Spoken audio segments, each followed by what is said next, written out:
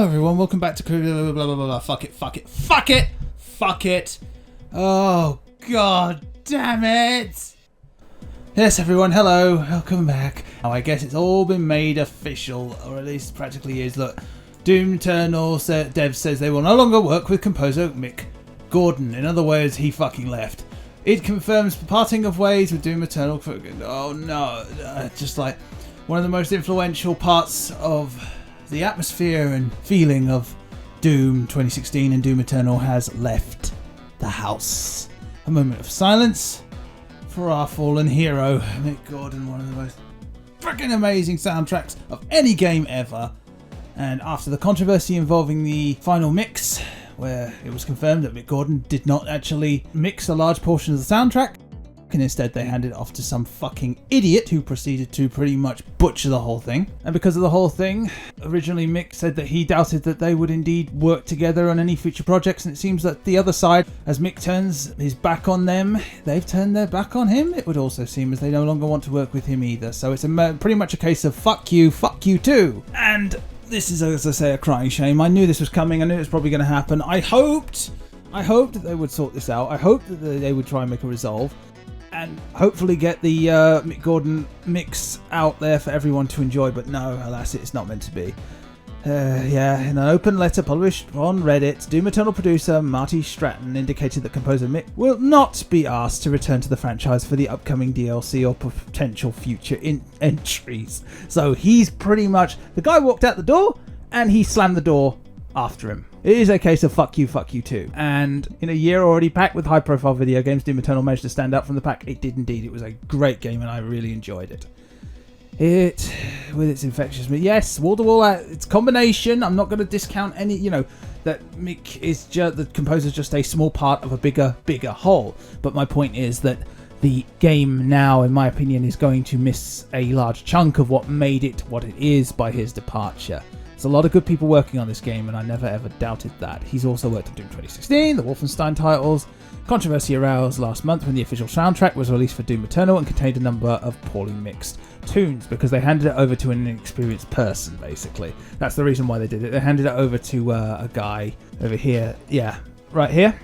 In an article by VG247, they said that Mick Gordon only mixed a small handful of tracks: Cultist Bass, Cultist Prayer, The Icon of Sin, The Only Thing They Fear Is You, Welcome Home Great Slayer, Prayers of the Diminished, Sinister, Command and Control, Meat Hook, The Betrayer, and Doom Eternal.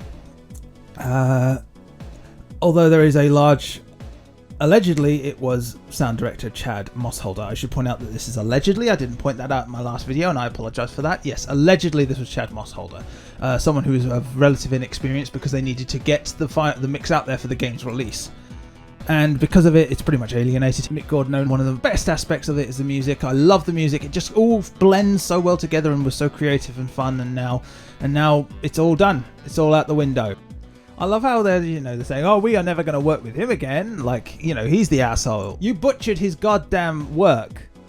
You did. In a rush to get the game out the door, you butchered his work. And as an artist, I can have, if someone was to fucking touch my work and completely destroy it, I would be pissed off. He has a right to be pissed off. The man has a right to be upset. And he has right to take pride in his work and the things that he loves to do. It is a reflection of himself. His art, the art reflects the artist.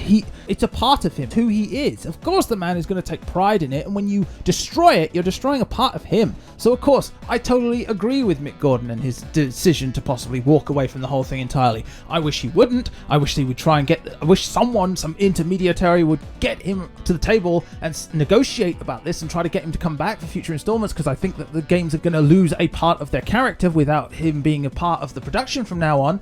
But at the same time, I don't blame him. I don't blame him at all. I totally understand him walking away. I'm not mad at him at all. I'm mad that someone decided to that they rushed it and that it was an inferior copy. And what's even worse is 95% of composers in the video game industry don't own their own work. They don't own their own work. Mick Gordon says he wants to try and fix this. I don't even know if Mick owns the right to his own music. As he said, he wants to try and release his own personal final mix, and that's going to be very difficult for him because he doesn't own the rights to that music, possibly. It's very likely he doesn't. And so there's going to be a lot of legal red tape that's going to stop that from happening. It's a freaking shit show, and it didn't need to be.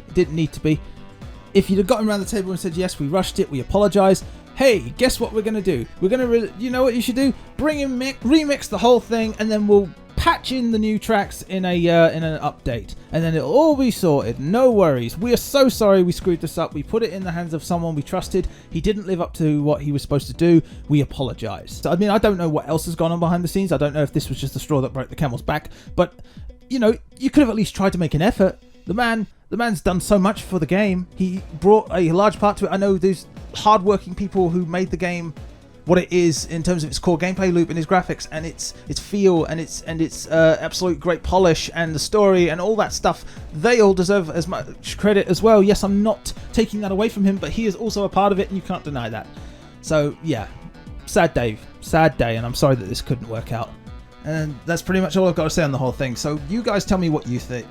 Do you think that Doom music is going to take a dramatic drop in quality because they've got to find a new composer? They say he's not coming back for the DLC. The DLC is on its way, and they've got to find a new composer. That's what's even worse, though. They have to find someone who's talented and also very good at emulation. Because if you bring in a different composer who has a completely different way of thinking in terms of like what he, you know, how he presents his tracks, you're going to have a clash in terms of like the aesthetic between music from the DLC to the core game. So that's going to be a that's going to be a problem. Do you think that they're going to be able to sort this out at all? Do you think that maybe Mick should try and sit around the negotiation table and try to sort this thing out, or do you think he was right to walk away? You leave your comment down below, and I'll see you guys in my next video. Bye for now.